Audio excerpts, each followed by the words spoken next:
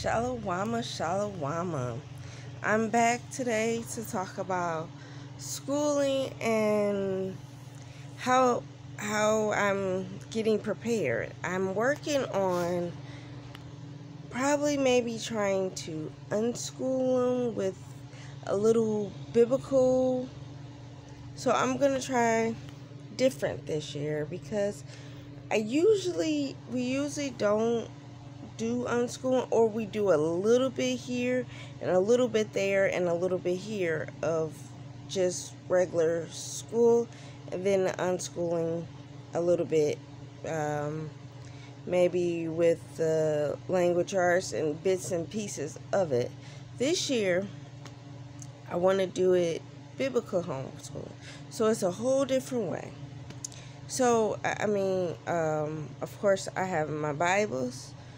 We'll that be one big thing we'll be doing, and then another one is just living life together. Because it's just my younger two.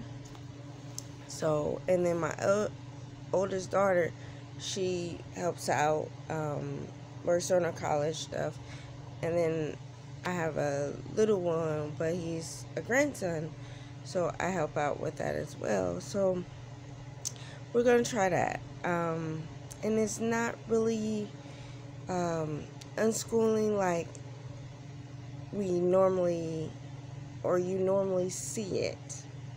So I'm going to critique it the way I see it and how I see it, because I've been looking around for biblical schooling, but it's not the way that I'm looking for it to go. So that's going to be a little bit different and stuff. Just getting on here to talk and just telling you little bits and pieces what I kind of plan to do. So most of it, I got Bibles, and you can always get anything to read. You can always get anything to write and learn how to write through whatever you got to read and stuff. So I'm gonna go through that, and then on my curriculum for this year, it got add, subtract, multiply, and divide. And the big thing on there is, okay, like, if you think about it, I don't know how far we're going to go with this because I don't know. So I'm trying out new things with them. So the adding, it could be adding fractions, it could be adding decimals, it can be adding perimeter around a room. It could be all that. So subtraction, it could be, okay, this room, and make it smaller and stuff. Or you can, so meaning that most of math is dealing basically around adding, subtract, multiply, and divide. So we're gonna go way how they are comfortable.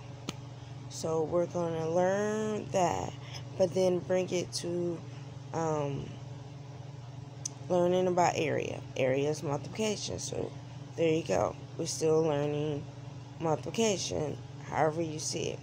How far do they want to learn and stuff, or is getting that far into it? And then division. So it's the basics, but it's the basics in a bigger way. But I made it small and stuff. And then by the time the end of the school year, it's going to be very broad because of the grade level and how we're going to do it. So I'm going to do it. That's one way. And then reading, I have multiple books on the same thing, but it's different authors that written it. So we're going to do that and compare and contrast. We're going to learn how to figure out how to compare and contrast and make sure we understand how to compare and contrast. So it's going to be a lot of different things and a lot of different hands-on, like science. We're going to be outside. It's just completely nature. Even when it gets cold out, we're going to go outside. I want to videotape a lot of that. And then, like social studies, it's going to be geared towards inside. But science is going to be mostly outside. Just dealing with life. The big thing this year, I don't know how long it's going to be. It's going to be talking about rocks. And I don't know how far their imagination is going to take it, because I know my oldest twin, his imagination is, and it ain't even his imagination, it's his learning. It's so far and beyond, and I love it. So he will take that to a whole nother level, and I love that as well. So you can start with the basics and work your way to the bigger plan. Like with my older two, when they were younger, I used to take, instead of in public school, they used to do 1 or 2 months of review.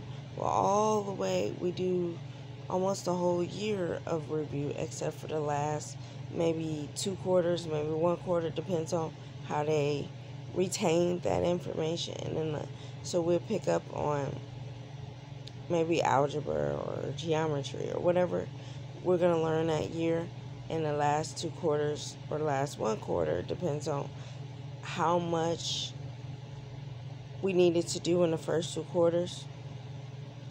So they will just take whatever grade they in and take that on the last 2. So that means that they review for the whole year almost. So it ain't gonna be struggling. They gotta have it done by the end of the month, or they gotta have it done by the end of the week, or something like that. It's through the whole thing. So by the time they get to 8th grade or whatever, they done review them grades so many times where they just keep learning and keep learning. And sometimes in the summertime, we don't stop learning. Like my son, he asked to learn Spanish for the summer. That's something different, but I went with it and I showed him how. And we're still learning to the process, because we got a couple more weeks out of summer. So we will be going through that and learning and just different things. So I want to do a lot of things this year, and I'll be videotaping it to show you our journey of what do I mean and how do I mean by that. I'm excited to see it. I am so excited to see the journey for this year, because it's even the schoolroom is going to be different, and we don't have a schoolroom, so that makes it even more different, because as I said, the world is your classroom, and that I'm going to take the world on a venture. So I'm going to do it that way, and just do it differently this year. Like with my older two, we walked around a block. We did A's and all that stuff for fractions. So that's division and stuff. So we did that and stuff. And so it went on with a division lesson. We went far. So I will take you on for the journey, but I'm going to try to break everything down to you. But just remember that you can take a book and have them read it, or even a letter from grandma and granddad, or something, and make it out of a lesson. It does not have to be so pricey,